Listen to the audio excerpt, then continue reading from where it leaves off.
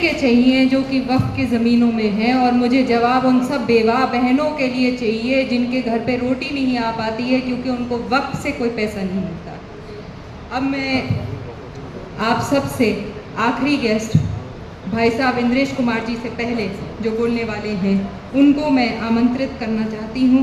वो आए हैं हमारे सूफ़ी शाह मलंग के तरफ से ही, राष्ट्रीय संयोजक हैं सूफ़ी शाह मलंग के जो प्रकोष्ठ है उसमें, और मलंग बाबा ज़ियारत अली शाह के नाम से उन्हें पुकारा जाता है, और वो दर दर जाते हैं एक सूफ़ी बनके और सभी भाई बहनों के बीच में मोहब्बत, प्यार, मुस्लिम राष्ट्र मंच का जो पैगाम है उसको ले जाते हुए।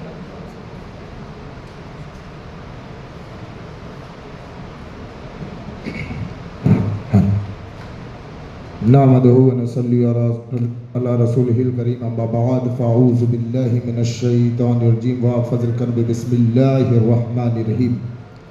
हुब्बे वतनी नफ्सुल ईमान। मैं दो शेरों के साथ अपनी बात को तमाम करूँगा क्योंकि भाई जी इंद्रेश कुमार जी की क़यादत में ये जो वक्फ कानून संशोधन जो बिल है जिसके लिए ये प्रोग्राम हम लोग यहाँ हाजिर आए हैं उस पर चर्चा बस 2 मिनट के लिए हमें वक्त मिला है कि सर बुलंद रखना है, सर नहीं झुकाना है।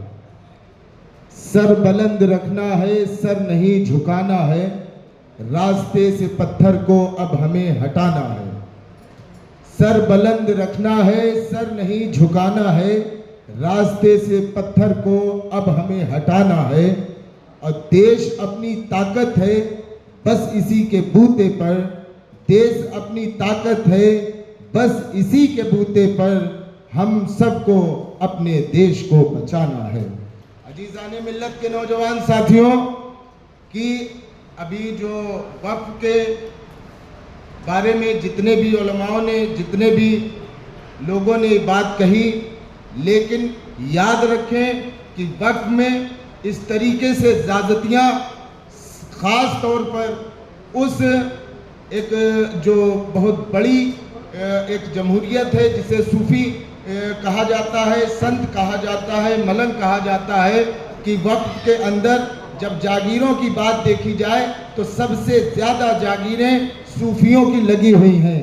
लेकिन ये वक्फ में जो लोग बैठे हुए हैं उनकी विचारधाराएं आज हमारे हिंदुस्तान से नहीं बल्कि बैरूनी मुल्क से मिलती हैं, क्योंकि वो चाहते हैं कि हिंदुस्तान के अंदर जिस तरीके से पहले विभाजन हुआ था इसी वक्फ के अंदर पहले से ऐसी जगह बना ली जाए कि एक बार फिर, और ऐसे कई बार हम लोगों ने बताने की कोशिश की है, समझाने की कोशिश की है कि इस्लाम के मखौटे के अंदर कुछ ऐसी यहाँ फ़िरका परस्ती वाली जमातें घुस पड़ी हैं जिनका नाम क्या कहते हैं, हमने कई बार लिया है, दावत इस्लामी को लेकर, और भी ऐसी ऑर्गेनाइजेशनें हैं जो मुसलमानों का मखौटा लगाकर हमारे मुसलमानों पर जुल्म और ज़्यादती करते हैं।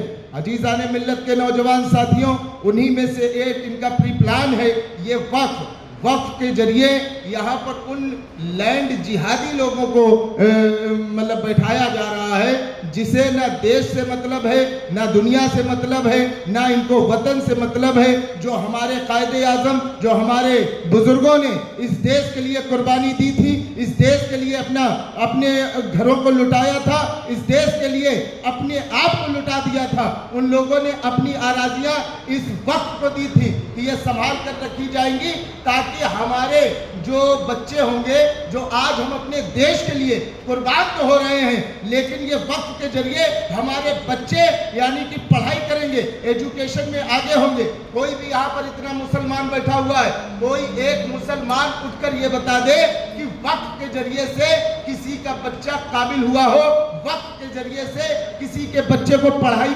कराया गया है, या कोई बहन बेटी यतीम है, मिस्कीन है, बेवा है, या उसका सहारा दिया गया हो। आज दिन तक कोई ऐसे इतिहास में नहीं आता है।